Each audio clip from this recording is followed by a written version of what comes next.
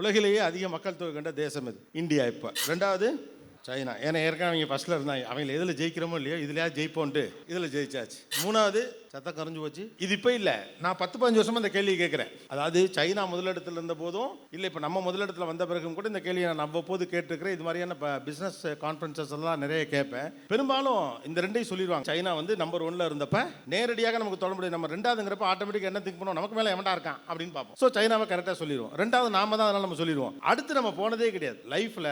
இதுக்கு மேலே தெரிஞ்சுக்கிட்டா மூளை வழியாக காது வெளியில் வந்துடும் நினச்சிக்கிட்டு நாமாவே காதையும் வாயை மூடிக்கிட்டு இருக்க உட்காந்துருக்கதான் நம்முடைய பிரச்சனை. மூன்றாவது மிகப்பெரியது 2-3 பேர் சொன்னாங்க, யுனைடெட் ஸ்டேட்ஸ் ஆஃப் அமெரிக்கா. இந்தியாவுக்கு அடுத்த இடத்துல இருக்கக்கூடியது அதுதான். நாலாவது இந்தோனேஷியா, 13,000 சொச்சம் தீவுகள் இருக்கிற உங்க பக்கத்தில் இருக்கக்கூடிய ஒரு நாடு. 5வது பாகிஸ்தான், 6வது தான் பிரேசில். ஏன் நம்ம இதெல்லாம் தெரிஞ்சுக்கிறது அப்படின்னா நமக்கு தேவையில்லை, இதுக்கு நமக்கு தொடர்பு இல்லைன்னு நம்ம நினைக்கிறோம். நாம யாரு அவ்வளவுதான் போதும், நமக்கு பக்கத்தில் எவன் இருக்கான் அத்தோட போதும். எழுத்து விட்டு மஞ்சுளான்னு ஒரே ஒரு பொண்ணு இருக்கும், அந்த பொண்ணே தொடர்ச்சியா ட்ரை பண்ணுவோம். கிடைச்சா சரி, கிடைக்கலாம் பரவாயில்ல. we never think beyond our boundaries, we believe that this is enough. இந்த உலகத்துடைய பெரிய சிக்கல் குட்டுக்கு அகைன்ஸ்டான விஷயத்துக்கு வந்து பேட் இல்ல, குட்டுக்கு அகைன்ஸ்ட் பெட்டர். பேடா இருந்தா நேரடியா தெரிஞ்சு போற மோசமா இருக்கும்ட்டு, குட்டுக்கு அகைன்ஸ்டா நம்ம வைக்கிறவங்களுக்கு பெட்டர், பரவாயில்ல இது போதும். அப்ப இதெல்லாம் ஒரு காலகட்டத்தில் உங்க தாத்தாக்கெல்லாம் பிசினஸ் வச்சிருந்த காலகட்டத்தில், உங்களை தவிர ஊருக்குள்ள வேற எவனுமே பிசினஸ் பண்ண இல்லைங்கிற காலகட்டத்தில் இதெல்லாம் சரிதான். எனக்கு விஷன், ஆம்பிஷன், இன்ஃபர்மேஷன் இப்படி எல்லோரும் வளர்ந்துருக்கக்கூடிய காலகட்டத்தில் இன்னமும் இந்தியா சைனாவை தாண்டி எனக்கு எதுவுமே தெரியாது அப்படின்னு நீங்க உட்கார்ந்து இருந்தீங்கன்னா கடைசி வரைக்கும் உட்கார்ந்தே இருக்க வேண்டியதான்.